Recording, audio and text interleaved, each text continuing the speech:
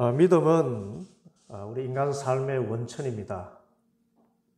하나님에 대한 믿음이 있어야 또 현실 세계에서 저 차원 높은 곳에 계시는 하나님의 은혜와 능력을 받아서 행복하게 살아갈 수가 있습니다. 우리의 신앙적인 의미에서의 믿음과는 다르지만 스페인 격언에서도 믿음을 이야기합니다. 돈을 잃어버린 자는 큰 것을 잃어버린 자요, 친구를 잃어버린 자는 더 큰 것을 잃어버린 자다. 그러나 믿음을 잃어버린 자는 모든 것을 잃어버린 자다 했습니다. 믿음이 삶의 원천이라는 이 표현입니다. 이 스페인의 이 격언은 인간적인 의미에서 상호 신뢰가 있어야만 행복한 삶을 살 수 있다는 말이겠지만 성경은 한 차원 더 높게 의인은 믿음으로 살 것이다 했습니다. 로마서 1장 17절 오늘 본문입니다. 함께 봉독하겠습니다. 하나님의 의가 복음 속에 나타납니다.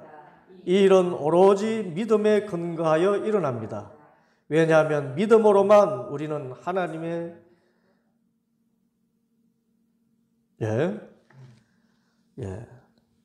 왜냐하면 믿음으로만 우리는 하나님의 세계가 멀리 있는 것이 아니라 우리 삶의 현장에서 피부로 느낄 수 있을 만큼 가까운 거리에 있음을 깨닫게 하기 때문입니다. 여기에 더해서 히브리서 기자는 우리는 믿음으로 살 뿐만 아니라 믿음으로 살아야 된다고, 다른 선택은 없다고 말씀하십니다. 오늘 본문입니다. 함께 읽습니다. 히브리서 10장 38절 39절 나의 의인은 믿음으로 살 것이다. 그가 뒤로 물러서면 내 마음이 그를 기뻐하지 않을 것이다. 우리는 뒤로 물러나서 멸망할 사람들이 아니라 믿음을 가져 생명을 얻을 사람들입니다. 그렇습니다. 예수님의 십자가의 은혜로 의롭다 인정받은 우리들의 삶의 원리는 믿음입니다. 우리는 믿음으로 살아야 됩니다. 다른 길은 없습니다. 그러면 믿음으로 사는 길이 무엇인가요? 믿음의 사람만이 가지고 있는 특징은 무엇일까요? 첫째로, 믿음의 사람은 하늘의 양식을 먹고 사는 사람입니다. 이 하늘의 양식이 무엇인가요? 그렇습니다. 말씀입니다. 위대한 부흥사였던 무디 목사님은 믿음에 대해서 이렇게 말했습니다.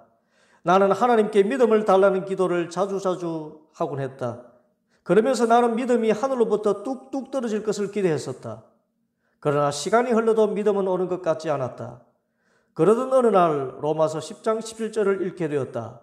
그러므로 믿음은 들음에서 생기고 들음은 그리스도를 전하는 말씀에서 비롯됩니다.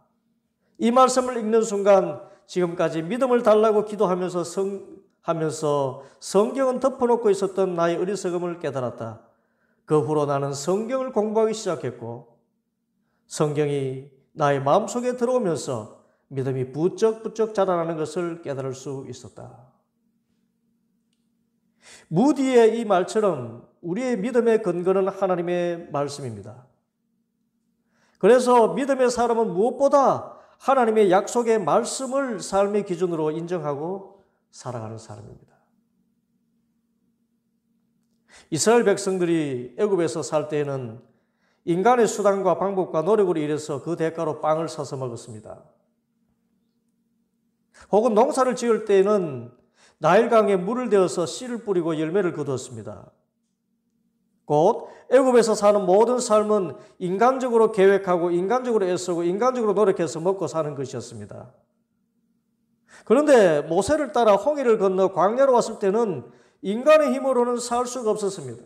물도 없고 밭도 없고 논도 없고 종자를 뿌려봤자 자랄 수도 없는 환경이었습니다.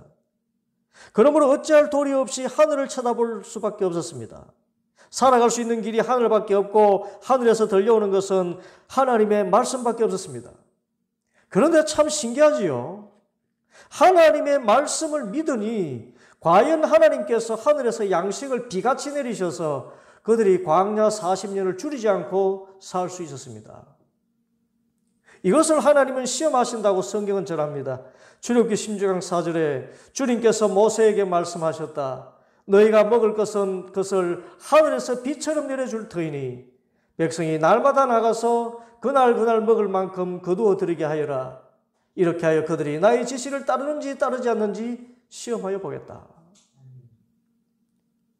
하나님의 말씀을 믿고 순종하면 하나님이 저 높은 차원 하늘에서 이 땅에 비처럼 양식을 내려주십니다.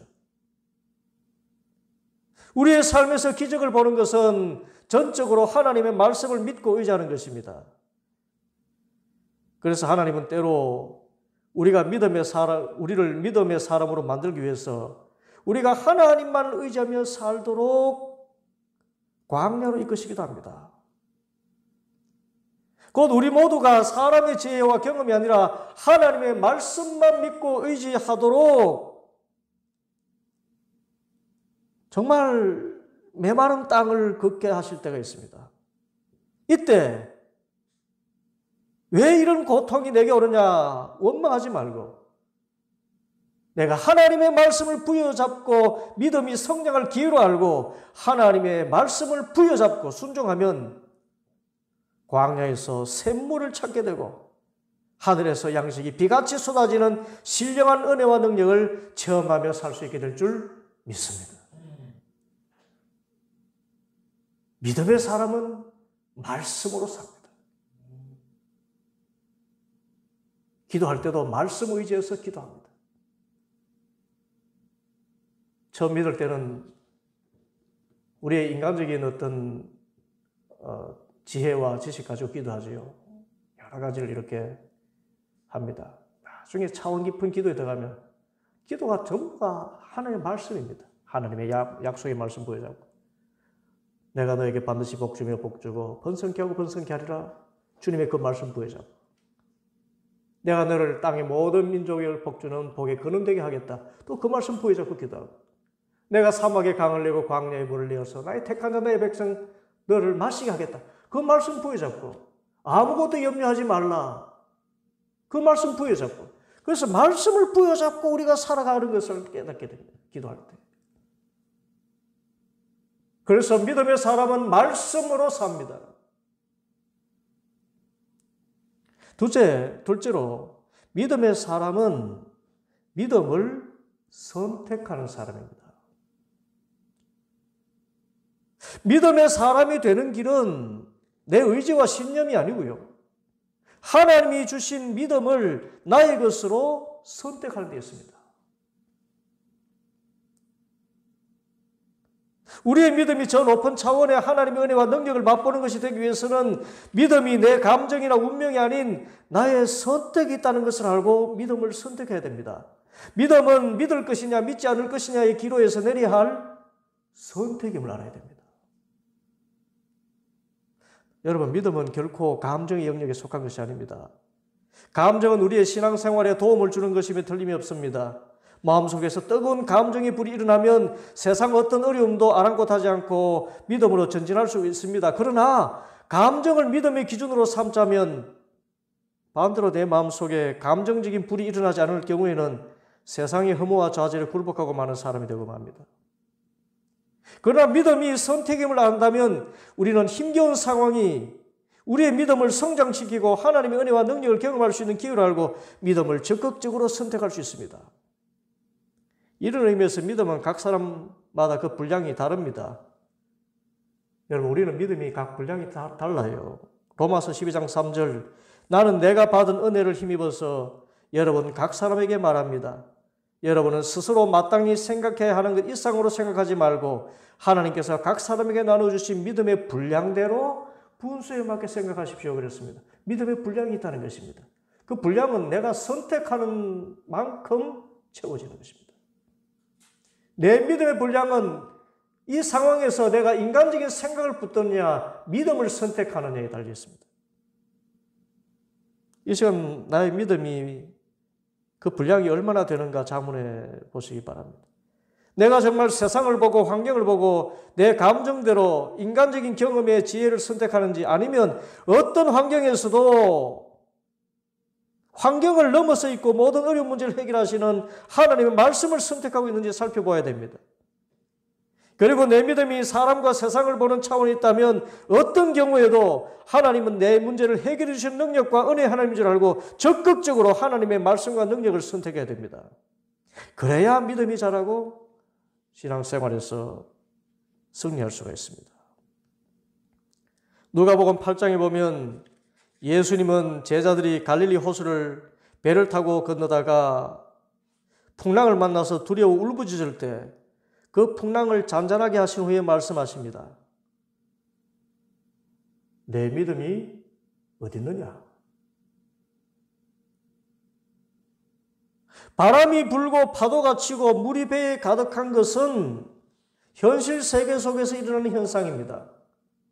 그러나 이 현실 세계를 다스리고 돌볼 수 있는 분이 계신데 왜 현실을 보고 내 경험을 기준으로 두려워하고 울부짖느냐 하는 말씀입니다.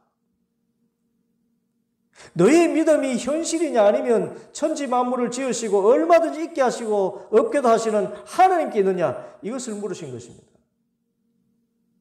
성경은 분명히 증언합니다. 풍랑 일고 바람이 불 때 하나님을 의지하고 하나님을 믿기로 선택하면 하나님께서 기적을 나타내 주신다고 하십니다. 시편 107편 28절 29절 그러나 그들이 고난 가운데서 주님께 부르짖을 때에 그들을 공경에서 벗어나게 해주신다. 폭풍이 잠잠해지고 물결도 잔잔해진다.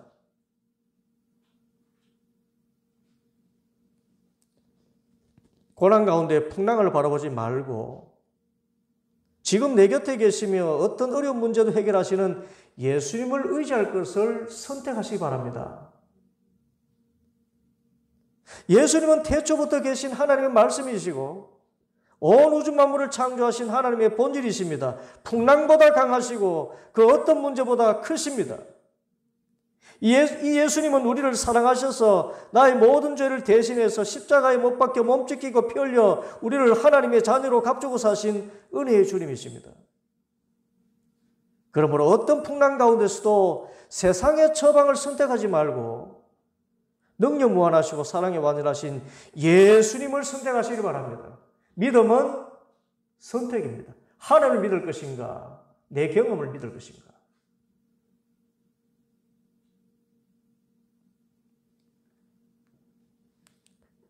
어떤 환경과 상황 가운데서도 하나님을 선택하고 예수님을 선택해서 하늘로부터 임하는 놀라운 기적을 체험하고 승리하는 성도들 되시기 바랍니다. 셋째로 믿음의 사람은 믿음의 모험을 시도하는 사람입니다. 믿음의 사람은 하나님의 능력과 사랑을 믿기 때문에 인간으로서는 상상할 수 없는 모험을 할 수가 있습니다. 이 다윗이 그랬어요. 다윗은 모험의 사람이었습니다. 다윗은 어릴 적부터 아버지의 양을 칠 때에 사자와 곰이 와서 양 새끼를 물고 가려고 나타나면 목숨을 걸고 싸워서 이겼습니다. 양을 다시 찾아왔습니다. 어떻게 17살도 안 된 소년이 사자나 곰에 대해서 싸울 수 있었을까요?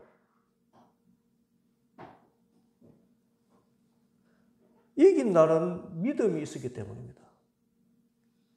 성산이 없다면 결코 싸울 수 없을 것입니다. 그런데 이 믿음은 나는 할 수 있다는 믿음이 아니라 하나님에 대한 믿음이었어요. 17살 소년의 몸으로 사자나 곰을 상대해서 이길 수 있다. 그것은 그런 자신의 신념이 아닙니다. 하나님께서 사자와 곰을 이기게 하실 줄 믿습니다라는 그 믿음이었어요.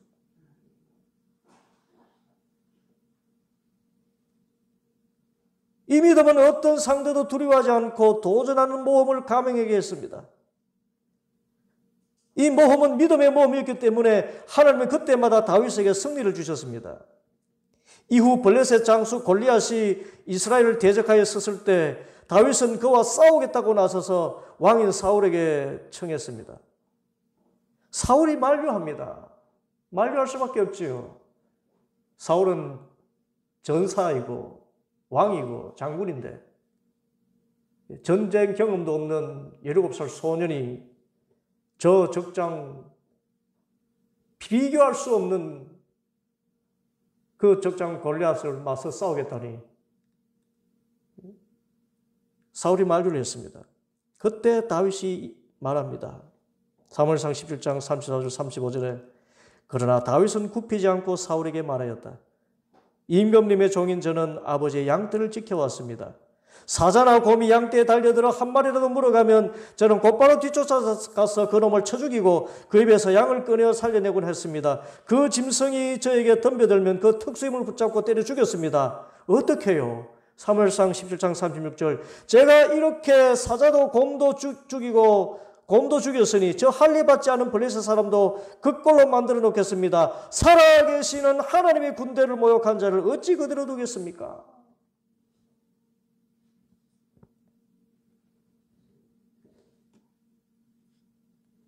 체격적으로 보나 전투 경험을 봐도 다윗은 골리앗의 상대가 되지 않았습니다. 그럼에도 다윗이 벼랑에서 몸을 날릴 수 있었던 것은 하나님이 함께 하신다는 믿음이 있었기 때문입니다. 반면에 사울은 하나님을 믿는다고 했지만 모험을 하지 않았습니다. 그래서 이후 사울의 죽인 자는 천천히요 다윗의 죽인 자는 만만이라는 노래가 퍼질 정도로 사울은 명예가 실추되었고 반대로 다윗은 명예를 얻었습니다. 그러므로 하나님의 역사가 나타나고 우리가 믿음의 사람이 되기 위해서는 환경을 뛰어넘는 믿음이 필요합니다. 이것이 하나님의 말씀이고 이것이 하나님의 뜻이고 이것이 약속이라면 그 약속 부여잡고 불길 가운데도 뛰어드는 그런 모험이 필요합니다.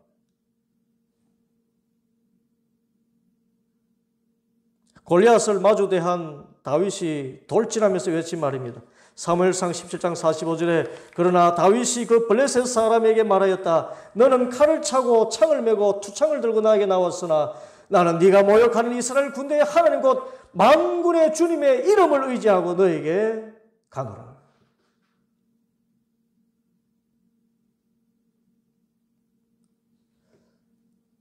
이 모험을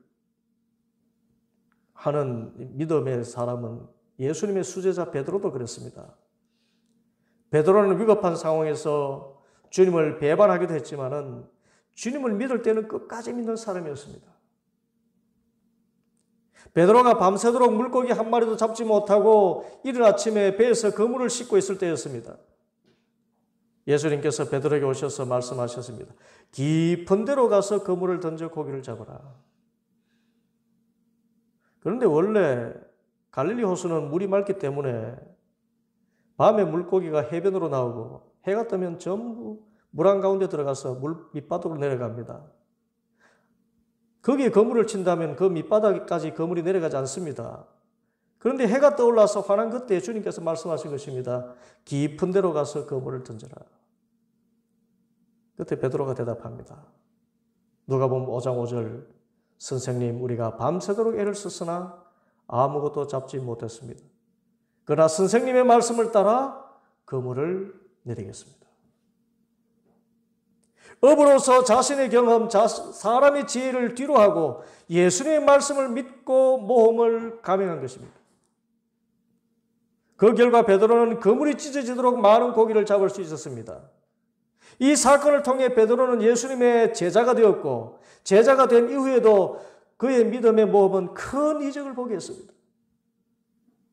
마태복음 14장에 보면 한밤중에 제자들이 배를 타고 밤바다를 건너가는데 그때 예수님은 그 배에 타지 않았습니다. 그때 큰 풍랑이 와서 노를 젓느라 고생을 하고 있는데 그런데 그 풍랑이 치는 바다 위에 예수님이 걸어오신 것을 보았습니다. 누군가 유령이 나타났다 고함을 쳤습니다. 이 당시 배 사람들은 풍랑이 치는 바다 위에 유령이 나타나면 배가 침몰한다는 미신을 갖고 있었습니다. 그래서 모두 배가 침몰할 것이라 생각하고 절망에 빠졌습니다. 그때 주님께서 말씀하셨습니다. 내니 두려워 말라. 이때 베드로가 말합니다. 만일 말씀하시는 분이 주님이시면 나도 주님께로 가게 하옵소서. 그때 주님 말씀하십니다. 오라. 여러분 만일 우리가 베드로라면 어떻게 했을까요? 아마 배에서 나오려 하지 않았을 것입니다. 바람이 불고 파도가 치고 배가 크게 흔들리는 바다 한가운데서 누가 감히 그 배에서 나가서 무리를 걸어 예수님께로 가겠습니까? 이것은 모험도 보통 큰 모험이 아닙니다. 화는 낮도 아니고 칠흑같이 어두운 밤입니다. 게다가 큰 풍랑이 있는 상황입니다. 이런 악조건에서 베드로는 주시어든 나로 하여금 물 위로 걸어오게 하소서 하고는 주님이 오라고 말씀하시자마자 배에서 나가서 물에 발을 내딛었습니다. 어떻게 되었습니까? 그렇습니다. 베드로가 배에서 내려 물 위로 걸어서 예수님께로 가더라 했습니다. 이로써 베드로는 인류 최초로 물 위를 걷는 기적을 맛본 사람이 되었습니다. 베드로의 이런 모험적인 신앙을 보시고 예수님은 베드로의 여러 허물과 약점에도 불구하고 예수님의 수제자요, 교회의 수장이요, 기독교 역사의 기둥으로 삼으신 것입니다. 이 시간 내가 과연 믿음의 사람인가 돌아오십시다. 내가 사람과 세상을 의지하는가, 하나님의 말씀을 믿는가? 그리고 인간적인 능력과 지혜를 선택하는가, 아니면 하나님을 믿기로 선택하는가? 그리고 하나님 말씀을 의지해서 모험을 감행하는가, 나의 경험의 차원에 머물러 있는가?